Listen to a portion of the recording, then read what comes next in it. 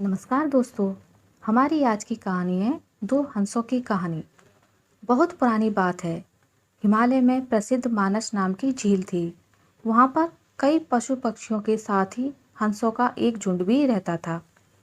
उनमें से दो हंस बहुत आकर्षक थे और दोनों ही देखने में एक जैसे थे। लेकिन उनमें से एक राजा था और दूसरा सेनापति। राजा का नाम था धृतराष्ट्र और सेनापति का नाम सुमुखा था। झील का नज़ारा बादलों के बीच में स्वर्ग जैसा प्रतीत होता था। उस समय झील और उसमें रहने वाले हंसों की प्रसिद्धि वहां आने जाने वाले पर्यटकों के साथ देश विदेश में फैल गई थी। वहां का गुणगान कई कवियों ने अपनी कविताओं में किया, जिससे प्रभावित होकर वाराणसी के राजा को वह नज़ारा देखने की इच्छा हुई। राजा ने अपने राज्य में बिल्कुल वैसे ही झील का निर्माण करवाया और वहाँ पर कई प्रकार के सुंदर और आकर्षक फूलों के पौधों के साथ ही स्वादिष्ट फलों के पेड़ लगवाए। साथ ही विभिन्न प्रजाति के पशु पक्षियों की देखभाल और उनकी सुरक्षा की व्यवस्था का आदेश भी दिया। वाराणसी का यह सरोवर भी स्वर्ग जैसा सुंदर था, लेकिन राजा के मन में अभी उन दो हंसों को देखने की इच्छा थी जो मानस सरोवर में रहते थे।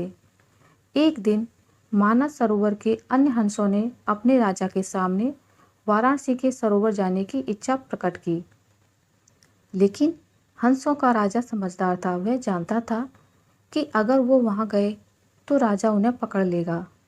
उसने सभी हंसों को वाराणसी जाने से मना किया, लेकिन वो नहीं माने। तब राजा और सेनापति के साथ सभी हंस वाराणसी की ओर उड़ चले। जैसे ही हंसों का झुंड उस झील में पहुंचा तो अन्य हंसों को छोड़कर प्रसिद्ध दो हंसों की शोभा देखते ही बनती थी। सोने की तरह चमकती उनकी चोंच, सोने की तरह ही नजर आते उनके पैर और बादलों से भी ज़्यादा सफ़ेद उनके पंख हर किसी को अपनी ओर आकर्षित कर रहे थे। हंसों के पहुंचने की खबर राजा को दी गई।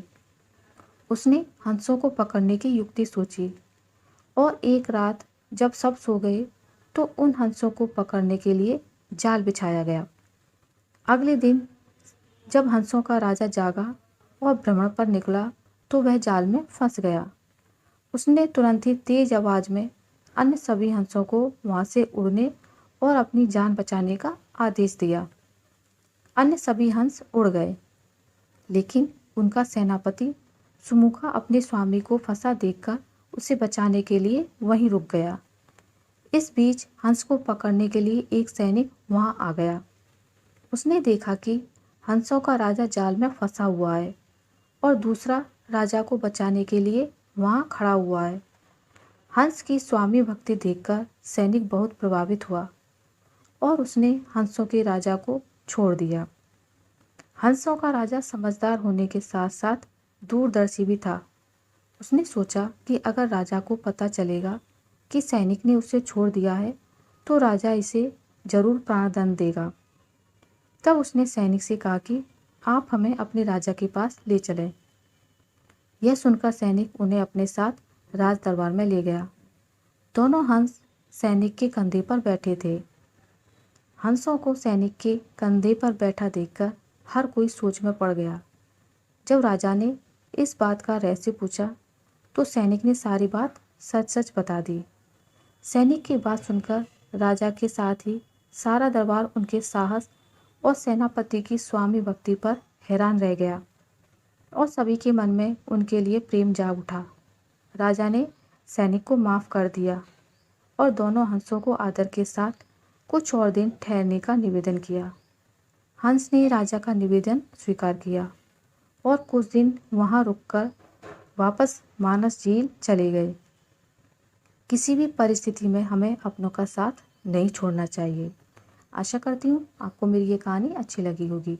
अगर आपको मेरी कहानी अच्छी लगी है तो इसे लाइक करें, ज़्यादा से ज़्यादा शेयर करें और अगर आप मेरे चैनल पर नए हैं तो इसे सब्सक्राइब करना ना भूलें। मिलते हैं एक नई कहानी के साथ, तब तक के लिए नमस्कार।